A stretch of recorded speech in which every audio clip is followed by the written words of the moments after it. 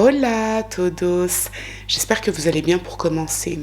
Écoutez, l'affaire que je vous propose aujourd'hui est invraisemblable. Elle est choquante, c'est à n'y rien comprendre. Alors beaucoup comparent cette affaire à l'histoire d'Elisabeth Fritzl, que je vous incruste ici, je l'avais faite il y a peut-être 2 ans. Certains y voient des similitudes puisqu'il sera question d'enlèvement et de séquestration, certes, mais également de sorcellerie. Ce que je vous propose à présent, c'est de cesser les digressions ici et maintenant. Je vous laisse vous installer tranquillement, et puis je vous dis à tout de suite.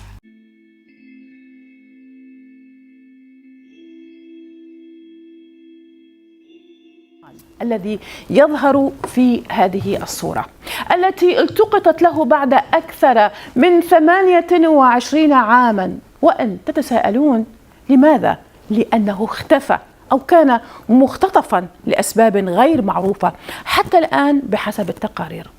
L'histoire démarre dans les années 90 en Algérie, à El Guedid. C'est une petite commune de quelques milliers d'habitants qui se situe dans le nord du pays. C'est paisible et tout le monde se connaît plus ou moins. La famille Ben Amran est une famille classique et tranquille. On n'a pas énormément d'informations concernant les membres de cette famille. Ce dont on est sûr en revanche, c'est que malgré leur précarité, les parents ont élevé dignement leurs 9 enfants. On ne connaît pas leur nom ou leur visage, puisque ces informations n'ont pas été dévoilées par la presse algérienne. Cela dit, on connaît l'identité de celui qui sera le protagoniste de notre affaire, Omar. Omar est né en 1979 à El Guedid. Au moment de l'affaire, c'est-à-dire en 1996, c'est un adolescent de 17 ans qui est calme, gentil et cultivé. Il a quelques amis avec lesquels il s'entend bien, mais c'est un garçon plutôt discret qui préfère la compagnie de son chien. Ils ont une relation fusionnelle tous les deux.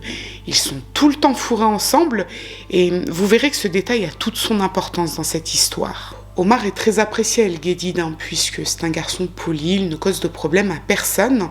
Il a arrêté sa scolarité après sa primaire et une fois arrivé à l'adolescence, il a repris une formation professionnelle afin d'apprendre un métier manuel pour aider son père à la ferme. Son centre de formation se situe dans la ville de Djelfam, c'est à 2 heures de route d'El Guedid. Donc pour s'y rendre, il doit partir tôt le matin, il prend le bus et il rentre, on va dire, en fin d'après-midi à El Guedid, là aussi en bus. Comme je vous l'ai dit, certaines informations n'ont pas encore été dévoilées par la presse algérienne, mais ce ne sont pas des informations cruciales pour la bonne compréhension de l'histoire. Donc gardez en tête qu'il part tôt le matin en bus pour se rendre à Djelfa pour sa formation, qu'il rentre en fin d'après-midi et surtout, gardez en tête qu'il a une relation fusionnelle avec son chien. Concernant la date précise de la disparition d'Omar, là aussi on ne la connaît pas, non pas qu'elle n'a pas été dévoilée par la presse, mais tout simplement parce que la famille ne s'en rappelle pas. On sait que ça se déroule en 1996 puisque la famille l'a confirmé, mais le jour précis, c'est-à-dire le mois, le jour, on ne le sait pas, puisqu'à ce moment-là, 1996, on est en pleine décennie noire à la campagne, qui plus est. Pour ceux qui ne savent pas à quoi correspond la décennie noire et sans trop rentrer dans les détails, c'est une guerre civile qui s'est déroulée en Algérie entre 1992 et 2002 et durant cette période qui a traumatisé le peuple algérien. Plus de 100 000 personnes sont mortes et plusieurs millions ont été portés disparus. Il y avait des attentats dans tout le pays, des gens étaient massacrés, dont le célèbre chanteur de rail Cheb Hasni. C'était horrible. Et d'ailleurs, je me souviens que petite, j'étais tombée sur des images, vous savez, il y avait la parabole, et on regardait les chaînes algériennes, et j'étais tombée sur des images dans une maison, je crois que c'était le massacre de Bentala, où on voyait en fait ce qu'il s'était passé à Bentala. Il y avait eu des enfants massacrés, des femmes enceintes, des hommes, des adolescents, etc. C'était horrible et ça m'avait traumatisée à l'époque. C'est le même genre d'image qu'on peut voir actuellement sur Instagram concernant le massacre qui se déroule en ce moment même à Gaza. Et moi, ça m'avait littéralement traumatisée. Et je pense que beaucoup de personnes là qui regardent actuellement cette vidéo se souviennent de ces images, c'était horrible. Pour en revenir à Omar, il disparaît donc en 1996. La date précise, comme je vous l'ai dit, on ne la connaît pas. Le matin de sa disparition, ce que l'on sait de sources sûres, puisque c'est sa famille qui a donné ces détails, c'est qu'il se réveille tôt pour se rendre à sa formation, comme d'habitude. Il salue sa mère et il sort de chez lui pour prendre son bus.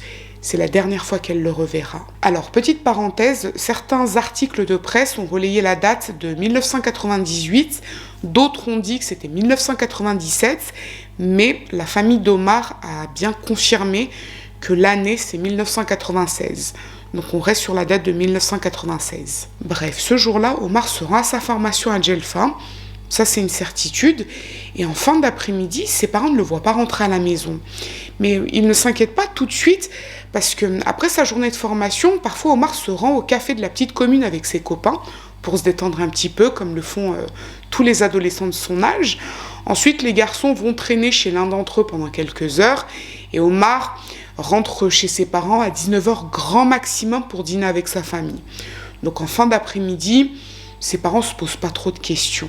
Les heures passent, la nuit commence à tomber et Omar ne rentre toujours pas chez lui. Et là, ses parents commencent à s'inquiéter. Omar, c'est un garçon qui est assez responsable.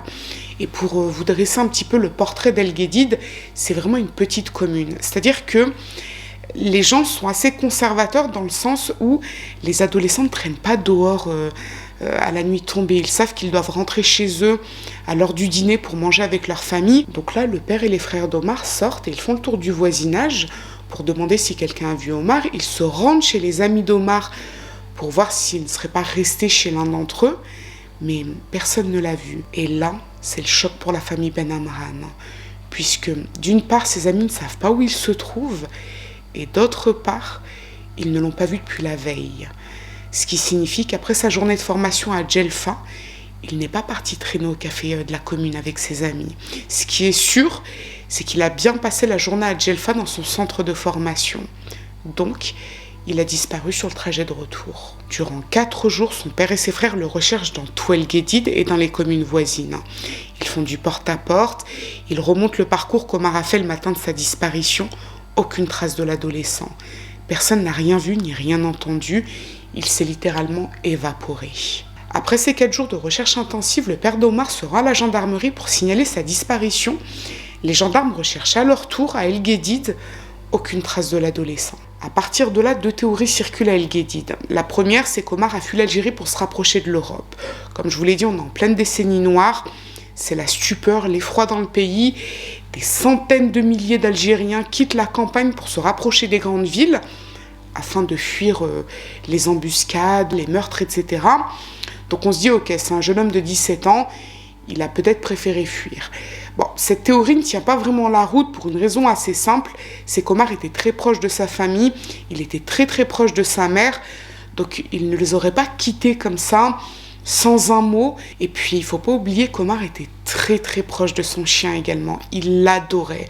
Alors peut-être que pour certains, c'est un détail insignifiant quand on veut fuir la guerre civile, mais pour d'autres qui ont des animaux domestiques, tels que des chats, des chiens, des tortues, etc., on ne peut pas partir comme ça en laissant son animal de compagnie sans scrupules, sans regret. Donc, ouais, sa famille pense qu'il n'aurait jamais fait ça, et puis ses amis le disent, non, il ne serait pas parti sans son chien. La deuxième théorie, c'est qu'Omar a été assassiné. Il a très certainement été victime d'une embuscade sur le trajet du retour. Et ça, c'est un scénario qui est davantage soutenu par la famille Ben Amran. Disons que pour eux, parmi les 2 hypothèses, la plus probable, c'est qu'Omar a été assassiné. La seule personne qui n'y croit pas, c'est sa mère. Et elle le répète à son mari et à ses enfants. Elle leur dit que son fils n'est pas mort, qu'elle sent qu'il est toujours vivant, elle le sent au fond de son cœur. Il ne serait pas parti et il n'a pas été assassiné. Il est quelque part et elle est même persuadée qu'il est très très proche d'elle. Et c'est pas la seule à le penser. Depuis la disparition d'Omar, son chien a un comportement très étrange. Dès que des membres de la famille le sortent dans la commune pour le promener, il se dirige instinctivement devant la maison d'un voisin qui habite à environ 200 mètres de la maison des Ben Amran et il aboie encore et encore. La mère d'Omar trouve ce comportement très très bizarre, ça l'alerte.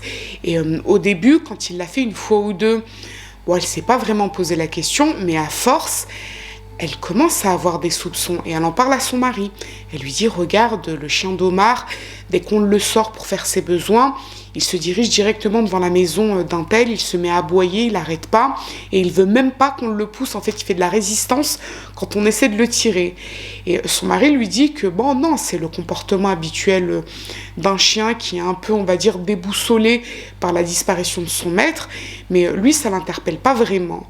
La mère d'Omar insiste, elle lui dit, écoute, le chien, il est attaché à son maître, s'il a ce comportement, c'est qu'il y a quelque chose de bizarre, donc s'il te plaît, va parler au voisin. Le père d'Omar accepte finalement de se rendre chez ce voisin pour faire plaisir à sa femme, c'est environ 5 minutes à pied. Le voisin en question s'appelle Atia Aboukric, c'est un employé municipal d'une 30aine d'années qui vit seul. Il n'est pas marié et il n'a pas d'enfant. Atia reçoit chaleureusement son voisin, il lui exprime sa compassion concernant la disparition de son fils.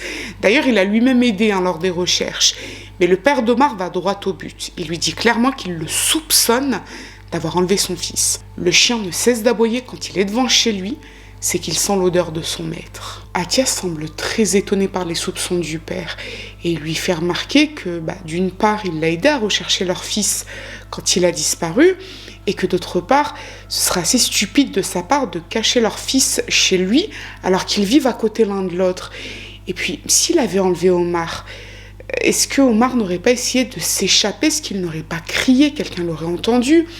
Et surtout, pourquoi est-ce qu'il aurait enlevé Omar? Le père d'Omar n'est pas convaincu par les arguments de son voisin, mais il est perdu, puisqu'effectivement, il ne voit pas pourquoi il aurait enlevé et séquestré son fils, alors qu'ils n'ont jamais eu de problème. Atia a toujours été un voisin cordial, de même que la famille Ben Amran, il n'y a jamais eu de souci entre eux.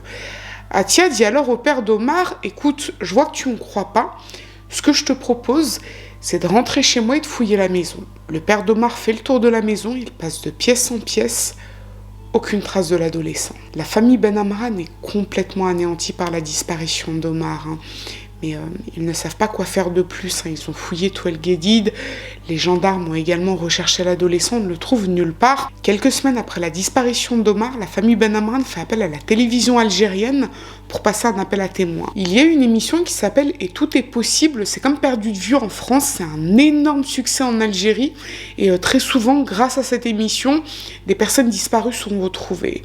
Mais ça ne donne rien. Malgré plusieurs appels à témoins, personne ne se manifeste. Alors, petite parenthèse, sur internet, il y a plusieurs vidéos qui circulent dans lesquelles on voit une femme rechercher son fils dans les années 90 et certains affirment que c'est la mère d'Omar. Dans la vidéo, la femme dit que son fils ne s'entendait pas avec son père et que c'est la raison pour laquelle il a fugué. Ce n'est absolument pas la mère d'Omar. Et d'ailleurs, le garçon sur la photo, ce n'est pas non plus Omar. La famille vient, si je vous dis pas de bêtises, de Blida. Donc c'est pas El Guédid. Donc voilà, je préfère vous le préciser parce que certains véhiculent cette information alors qu'elle est fausse. Pour en revenir à la famille Ben Amran, après leur appel à témoins à la télévision algérienne, comme je vous l'ai dit, personne ne s'est manifesté. Les jours passent, ils espèrent malgré tout voir rentrer Omar, qu'il leur fournira une explication, la raison pour laquelle il est parti aussi longtemps. Mais 2 mois après sa disparition, il se passe un événement très étrange. Un matin, les membres de la famille Ben Amran se réveillent, ils ouvrent la porte de la maison, certainement la mère ou le père, et là, devant la maison, il y a le chien d'Omar qui est allongé et mort. On ne sait pas de quoi précisément il est mort, mais d'après le frère d'Omar, il a été empoisonné. Et la famille Ben Amran ne fait pas le lien avec la disparition d'Omar, à part sa mère, qui pense que le chien a été empoisonné en rapport avec la disparition de son maître. Mais dans la famille, chacun pense qu'elle a peut-être un petit peu perdu la tête à cause de la disparition de son fils. Mais non, elle est persuadée qu'il n'est pas mort, elle le ressent et elle le dit à ses enfants et à son mari. Elle leur dit qu'elle sent que son fils est encore vivant et qu'il n'est pas très loin. Les années passent et l'affaire tombe progressivement dans l'oubli. À El Guédid, le souvenir qu'on garde d'Omar, c'est un jeune adolescent qui est certainement mort assassiné durant la décennie noire.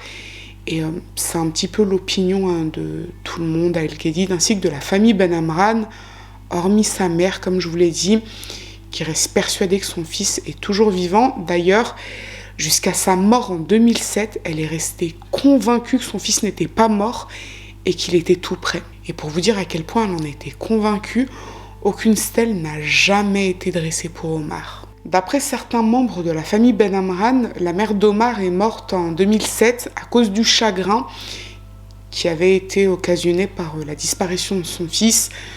Donc on peut dire effectivement qu'elle est morte de chagrin. Et les années qui suivent, toujours aucune trace de l'adolescent. Les membres de la famille Ben Amran ont grandi, ils ont tous plus ou moins fait leur vie. Les frères, les sœurs, ils ont eu des enfants. La plupart vivent toujours à El Guédid. Du coup, cette affaire est tombée dans l'oubli et on aurait pu ne jamais en entendre parler de nouveau, puisque les événements se sont passés en 1996 dans une petite commune. Mais un mystérieux message posté sur Facebook fait tout basculer 28 ans plus tard. On est le 12 mai 2024, soit tout récemment. Un internaute anonyme poste un message sur une page dédiée aux habitants de la ville de Djelfa. Le message dit plus ou moins: vous diriez quoi si Omar Ben Amran, l'adolescent disparu depuis près de 30 ans, était en fait séquestré chez Atia Aboukritch? Ce nom vous dit quelque chose, n'est-ce pas? Atia Aboukritch, c'est le voisin que la mère d'Omar avait soupçonné à l'époque à cause des aboiements du chien. Il vit toujours à El Guédid et à présent il est âgé de 61 ans. Quelques minutes après, le message est supprimé par son auteur sur Facebook et une heure après, l'auteur anonyme reposte un autre message, mais qui dit cette fois-ci: le message que j'ai posté sur Atia Aboukritch est faux. Je l'ai posté parce que je rencontre des problèmes familiaux avec lui, j'étais en colère, donc j'ai posté ça. Ok. Ce qu'il s'est passé, c'est qu'avant que le premier post soit supprimé, des internautes ont fait un imprimé-écran du message. Donc là, quand l'auteur anonyme l'a supprimé, certains avaient déjà un imprimé-écran de son message. Ensuite, il a posté le démenti pour dire non, j'ai des problèmes avec lui, blablabla. Mais entre-temps, les internautes qui ont fait l'imprimé-écran du premier message contactent la famille Ben Amran, puisqu'ils vivent toujours à El Guédid, et ils leur partagent ce message. Les membres de la famille Ben Amran, à savoir les frères, les sœurs, le père, se concertent, ils parlent entre eux, ils en parlent à quelques voisins de confiance, et là il y a comme un déclic dans la tête de certains. Il y a un voisin par exemple qui fait remarquer qu'effectivement Atia a l'habitude de toujours acheter 2 sandwichs quand il achète à manger dehors avant de rentrer chez lui. Et c'est bizarre, pourquoi est-ce qu'il achète 2 sandwichs alors qu'il vit seul? Il n'est pas marié, il n'a pas d'enfant. Pour qui est le deuxième sandwich? Il y a un autre voisin qui fait remarquer que depuis la disparition d'Omar, Atia n'a plus jamais fait rentrer qui que ce soit chez lui, hormis le père d'Omar à l'époque quand il lui a dit « vas-y, ok, fouille chez moi ». Mais depuis cette date, plus personne n'a jamais mis les pieds chez lui dans le voisinage. Et puis, il y a cet élément que tout le monde n'a pas vraiment compris à l'époque, c'est la mort du chien d'Omar. Il aboyait systématiquement quand il se trouvait devant la maison d'Atia, il se dirigeait systématiquement vers sa maison et quelques semaines après, on le retrouve mort devant la maison des Ben Amran et dans des circonstances assez mystérieuses. Tous ces éléments mis bout à bout sont quand même assez troublants. Le jour même, vers 20h, les frères d'Omar se rendent à la gendarmerie pour déposer plainte et ils expliquent aux gendarmes la situation. Ils leur disent voilà, notre frère a disparu en 1996. On soupçonne notre voisin de l'avoir enlevé et de le séquestrer depuis. Et là, les gendarmes les prennent pour des fous. Clairement, ils leur disent « Ok, mais comment ça? Il aurait été séquestré pendant près de 30 ans à moins de 200 mètres de chez vous et personne n'a jamais rien remarqué. Personne ne l'a aperçu. Enfin, c'est quand même assez bizarre. » Les frères d'Omar savent que leur histoire peut paraître invraisemblable, mais ils ont malgré tout une intuition. Cela dit, sans l'intervention des gendarmes, c'est un peu compliqué pour eux. Donc pendant plusieurs jours, ils continuent d'en parler entre eux, ils essaient de trouver d'autres éléments qui puissent conforter leur thèse, et le 15 mai, soit 3 jours après, le neveu d'Omar se rend au domicile d'Atia avec un groupe de voisins, donc des amis à lui, des voisins, et qui sont au courant de la situation, qui sont au courant du post qui a été mis sur Facebook, et qui soupçonnent Atia d'avoir enlevé et séquestré Omar. Donc le groupe de jeunes hommes se rend chez Atia, qui les reçoit, il leur ouvre la porte, il n'a pas l'air stressé ou angoissé ou quoi que ce soit, il leur demande ce qu'ils veulent, et là le neveu d'Omar lui dit clairement, écoute, on a vu un message sur Facebook, maintenant on veut fouiller chez toi pour vérifier si Omar se trouve là. Atia leur dit, écoutez, il n'y a pas de problème, allez-y, rentrez chez moi, faites le tour de la maison. Moi, j'ai absolument rien à voir avec cette histoire. Je comprends même pas, en fait, la raison pour laquelle vous me soupçonnez d'avoir enlevé et séquestré Omar. Si je l'avais séquestré pendant près de 30 ans, je pense que quelqu'un aurait vu ou entendu quoi que ce soit. Bon, il les fait rentrer. Les jeunes fouillent la maison. Ils passent de pièce en pièce. Et puis, à un moment, ils se dirigent dans l'enclos aux bêtes, puisque c'est une maison qui fait, on va dire, office de ferme. Il y a un enclos aux bêtes. Ils arrivent dans l'enclos aux bêtes. Là, il n'y a que des animaux. Dans la maison, il n'y avait pas Omar.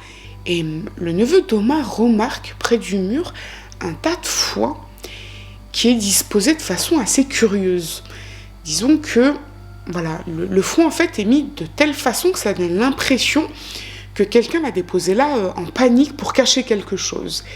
Il se dirige vers le tas de foin, et plus il s'en approche, et plus il voit Atia changer de couleur. En fait, il se décompose. Il est comme paniqué, stressé. Donc le neveu d'Omar continue, il arrive vers le tas de foin, il pousse le tas de foin, et là, il voit une trappe au sol. Il lève la trappe, et qu'est-ce qu'il découvre ? Un homme recroquevillé et vraisemblablement traumatisé. Vous l'aurez compris, il s'agit effectivement d'Omar Ben Amran. L'adolescent disparu en 1996 a grandi. Il s'agit à présent d'un homme de 44 ans. Mais malgré sa barbe et les traits de son visage qui ont changé, on parvient à reconnaître son visage. Mais il ne parle pas. Il est comme bloqué. Et le neveu d'Omar ainsi que les voisins l'aident à sortir de la trappe. Ils le sortent de l'enclos au bétail et là il parvient à prononcer quelques mots. Et la nouvelle fait le tour de la commune en quelques minutes à peine. Atia tente de prendre la fuite mais il est stoppé par les voisins et les gendarmes arrivent très rapidement au domicile d'Atia puisqu'ils ont été prévenus. Ils se sont rendus le plus rapidement possible sur place pour éviter tout débordement, on va dire ça comme ça. Et Atia est interpellé par les gendarmes. Au même moment, Omar est conduit auprès de sa famille, donc là il voit ses frères, ses sœurs, son père, et il parle correctement, c'est-à-dire que quand il était chez Atia, il n'arrivait pas à sortir un mot de sa bouche. Quand on l'a sorti de l'enclos, il est parvenu à dire quelques mots, et une fois qu'il est complètement sorti du domicile d'Atia et qu'il est auprès de sa famille, là il parvient à s'exprimer clairement. La première chose qu'il aurait apparemment demandé, c'est sa mère. Il voulait voir sa mère, mais personne ne lui a dit qu'elle était morte en 2007. On lui a simplement dit qu'elle n'était pas présente pour ne pas le choquer. Et les retrouvailles ont été de très courte durée ce 15 mai, puisque ce qu'il s'est passé, c'est que les gendarmes sont ensuite venus récupérer Omar pour le conduire à l'hôpital afin qu'il soit examiné. Donc là, il a été ausculté par un médecin qui n'a trouvé aucune trace de blessure sur son corps, ni aucune trace laissant penser qu'il a été agressé sexuellement. Cela dit, ce qu'il est important de préciser, c'est que d'après le médecin, Omar n'a pas l'air de souffrir d'une quelconque carence, c'est-à-dire qu'il n'a pas l'air d'être anémié, il n'a pas l'air de manquer de vitamine D, il est correctement habillé, il n'a pas la peau abîmée. Il a certes une barbe un peu longue, mais c'est pas une barbe non plus qui laisse présumer qu'il a été malmené ou négligé, et il ne présente aucun signe de malnutrition. Alors à ce moment-là, la thèse qui est retenue par la gendarmerie, et c'est également celle qui est retenue par les habitants d'El Guédid, c'est qu'en 1996, Atia a effectivement enlevé Omar et depuis le séquestrait dans son enclos à bétail. Pour les gendarmes, en fait, cette histoire, elle est assez troublante parce que, d'une part, ils voient le compte-rendu du médecin et ça leur paraît quand même assez étonnant parce qu'ils ne comprennent pas, en fait, comment un homme qui a été séquestré pendant près de 30 ans puisse se trouver dans, on va dire, des conditions physiques optimales, alors que, séquestré pendant près de 30 ans, il y a quand même des signes de carence. Là, il n'en présente aucun. Mais la question principale qu'il se pose, c'est pourquoi personne n'a rien remarqué ? La maison d'Atia se situe à moins de 200 mètres de la maison Ben Amran. Il y a d'autres maisons aux alentours. Donc ils ne comprennent pas, ils se disent « Ok, on a affaire à un homme qui était en pleine capacité de ses moyens en 1996, donc un adolescent de 17 ans. Il était assez grand, il est plutôt bien bâti. Comment est-ce qu'il a pu être séquestré pendant près de 30 ans par Atia, qui à présent est un vieil homme ? Pourquoi est-ce qu'il n'a jamais cherché à s'enfuir ? Pourquoi est-ce qu'il n'a jamais crié ? Pourquoi Personne n'a rien entendu. Omar est interrogé et il confirme qu'il a effectivement été enlevé par Atia en 1996 et qu'il était séquestré chez lui. Il explique qu'il a tenté de se sauver à plusieurs reprises après son enlèvement, mais il ne parvenait pas à passer le pas de la porte. Il était comme figé et il ne pouvait pas non plus crier et appeler à l'aide. C'est comme si sa voix était restée bloquée au fond de sa gorge toutes ces années. C'est quand on est venu le libérer et qu'il a franchi le pas de la porte de chez Atia qu'il a enfin pu reparler. La maison d'Atia est mise sous scellé, elle est perquisitionnée par les gendarmes et ce qu'ils y découvrent, ce sont plusieurs livres de sorcellerie, dont un qui explique comment prendre le contrôle mental d'une personne. Autre détail, les gendarmes ne trouvent aucune menotte, ni câble, ni quoi que ce soit qui aurait pu laisser supposer qu'Omar était attaché et que sa liberté était entravée. Donc ça signifie qu'il n'était effectivement pas séquestré physiquement par Atia. Atia Aboukrik est également interrogé, mais il avoue l'enlèvement. Mais ce qu'il raconte ensuite est délirant. Sa famille était au courant qu'il avait enlevé le jeune Omar en 1996. C'est d'ailleurs sa sœur qui l'a dénoncé par message sur Facebook le 12 mai. Ils étaient en conflit à cause d'une sombre histoire d'héritage et pour se venger, elle a posté ce message. Mais ce n'était pas la seule à être au courant. D'autres membres de la famille étaient au courant depuis 1996. Mais on va y revenir. L'instruction de l'affaire est confiée au parquet de Djelfa qui publie un communiqué dans lequel il précise que le principal accusé fait face aux accusations de crimes d'enlèvement, de séquestration et de traite d'êtres humains. Et 8 membres de la famille d'Atia Aboukrik sont interpellés et placés en garde à vue pour dissimulation de crime. 6 des 8 personnes interpellées sont placées en détention provisoire et les 2 derniers sont placés sous contrôle judiciaire. Bon, là j'imagine que vous êtes nombreux à vous demander pour quelle raison Atia a enlevé et séquestré Omar. Cette histoire n'a aucun sens. Omar n'a a priori pas été abusé sexuellement, il n'a pas été battu. Donc pourquoi est-ce qu'il a été enlevé et séquestré pendant près de 30 ans ? Il y a plusieurs hypothèses qui circulent actuellement en Algérie et sur les réseaux sociaux. Et l'hypothèse la plus répandue, on va dire, concerne les Zuhri. Omar serait un Zuhri et Atia l'aurait enlevé et séquestré pour pouvoir profiter de ses pouvoirs. Là, certains d'entre vous se demandent qu'est-ce qu'un Zuhri. Alors, les Zuhri, ce sont des êtres humains qui présentent certaines caractéristiques physiques qui leur permettraient de communiquer avec le monde des djinns. En Afrique du Nord, on les appelle Zuhri, mais ailleurs dans le monde, je ne sais pas comment on les nomme. Toujours est-il que les enfants Zuhri sont parfois kidnappés et sacrifiés par des sorciers pour trouver des trésors enfouis. C'était pas rare à l'époque que les gens enterrent leur or pour le garder en sécurité pendant une guerre civile par exemple, et les sorciers utilisent les Zuhri pour trouver ces trésors. Généralement, ils coupent la main ou la tête de l'enfant, puisque d'après eux, s'ils sacrifient l'enfant Zuhri aux djinns, ces derniers les conduiront là où sont enterrés les trésors. Dans l'affaire d'Omar, dans la mesure où il n'a pas été sacrifié, la théorie la plus répandue, c'est qu'Atia a enlevé Omar pour se servir de ses pouvoirs, mais pour des rites sataniques, puisqu'on a trouvé des livres de sorcellerie à son domicile. Donc il ne l'a pas enlevé pour le sacrifier afin de trouver des trésors, mais pour pratiquer la sorcellerie. Après, quel type de sorcellerie, honnêtement, je ne suis pas très calée sur le sujet. Je vous avoue que ça, c'est des sujets qui me font un peu peur. Moi, les trucs comme ça me... Donc, bon, en tout cas, voilà. D'après cette théorie, Atia était un sorcier et Omar l'aidait. Enfin, ses dépens, on va dire, hein, puisque bon, il ne le voulait pas, mais il l'aidait à son corps défendant pour ses rituels sataniques. Compte tenu de l'état physique d'Omar quand on l'a retrouvé, il est peu probable qu'il soit resté caché dans la trappe à bétail pendant 28 ans, c'est même impossible.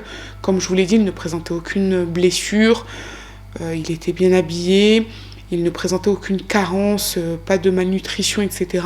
Donc on suppose qu'il a vécu pendant 28 ans dans la maison avec Atia. Certains disent qu'effectivement Atia lui a jeté un sort de blocage.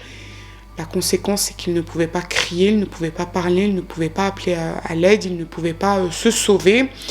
Et la raison pour laquelle on l'a retrouvé sous la trappe dans l'enclos à bétail le 15 mai, c'est parce qu'Atia a été avertie par sa famille que sa sœur avait posté le message sur Facebook. Donc, il a caché Omar sous la trappe en espérant que le neveu d'Omar et les voisins ne le trouveraient pas. Pour le moment, l'instruction est toujours en cours. Le procureur de Djelfa souhaite faire toute la lumière sur cette affaire qui est extrêmement bizarre.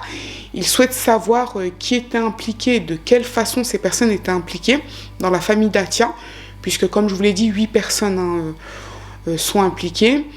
Et il souhaite surtout savoir la raison pour laquelle Omar a été enlevé. Est-ce que la cour va considérer que le mobile de la sorcellerie est valable dans ce dossier? Honnêtement, j'en ai aucune idée. Ce qui est sûr, en revanche, c'est qu'Atia risque la prison à perpétuité pour les crimes d'enlèvement et de séquestration.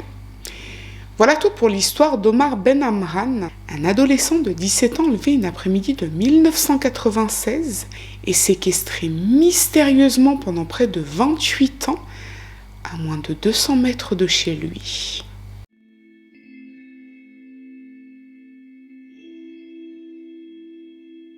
Bon, et bien, si vous en êtes à cette partie, j'en suis très contente parce que je crois que c'est l'affaire la plus bizarre que j'ai vue de toute ma vie, franchement. C'est tellement chelou. Et en fait, d'un côté, dans ma tête, je me dis, ouais, effectivement, il a été ensorcelé. Mais d'un autre côté, je me dis, mais non, ça tient pas debout. En fait, je sais pas, je suis trop partagée.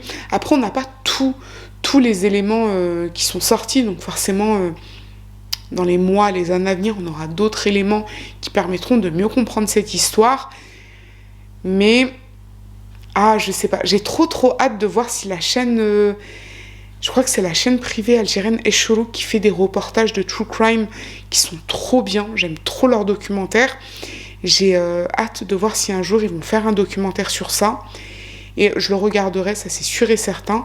Je me rappelle plus du nom de l'émission. Je sais que j'avais regardé le documentaire, vous savez, pour l'affaire Asma Beshkit. Ouais, c'était Asma Beshkit, la jeune fille assassinée à Constantine. Mais ouais, s'ils le font, je le regarderai, c'est sûr. J'ai tellement hâte de voir vos opinions dans l'espace commentaire parce que cette histoire, bon, déjà, elle a grave tourné sur les réseaux. Tout le monde en parle en Algérie, enfin tout le monde plus ou moins. Tellement elle est trop bizarre, cette affaire, c'est à n'y rien comprendre. Et la théorie, comme je vous l'ai dit, la plus répandue, c'est que Omar, c'est un Zuhri et que voilà, Atia l'a enlevé pour pouvoir bénéficier de ses pouvoirs pour ses rituels de sorcellerie. Si tel est le cas, bon, déjà, moi, je trouve ça complètement ouf de voler près de 30 ans de la vie de quelqu'un. J'espère qu'il sera condamné à la hauteur de son crime et les membres de sa famille qui étaient au courant et qui n'ont jamais rien dit. Mais comment après ils peuvent se regarder dans un miroir, ça me dépasse. Et vraiment, c'est une histoire trop bizarre. Il n'y a rien qui va dans cette histoire. Ça me fait beaucoup de peine pour la mère d'Omar parce que elle est morte sans avoir pu revoir son fils. Et jusqu'à la fin, elle a été convaincue que son fils était à côté. Et j'ai eu une pensée aussi, un pincement au cœur pour le chien. J'ai pas su trouver son nom au chien, donc on va l'appeler le chien. Ah, miskin. Je vous jure, ça m'a fait mal au cœur. C'est vrai que les chiens... En fait, je trouve que les chiens, ils sont tellement attachants parce qu'une fois qu'ils vous aiment, une fois que vous êtes leur maître et qu'ils vous aiment, ils vous lâchent pas. Et là, effectivement, le chien, il sentait son maître et puis à la fin, il a été empoisonné. Enfin, on soupçonne qu'il a été empoisonné. Donc, ouais, cette histoire, elle fait mal au cœur. En même temps, moi, elle m'a rendue folle parce que j'arrive toujours pas à comprendre. J'ai toujours pas d'opinion bien faite par rapport à ça. Donc, n'hésitez pas à mettre vos avis. J'ai trop hâte de voir ça. Et puis, écoutez, je pense que je vais m'arrêter là parce qu'il est assez tard et je suis KO technique. Donc, ce que je vous propose, c'est que si cette affaire vous a intéressé, à défaut de vous avoir plu, n'hésitez pas à mettre un petit j'aime sous la vidéo. Mais surtout, n'hésitez pas à vous abonner, c'est encore mieux. Je vous dis à très bientôt.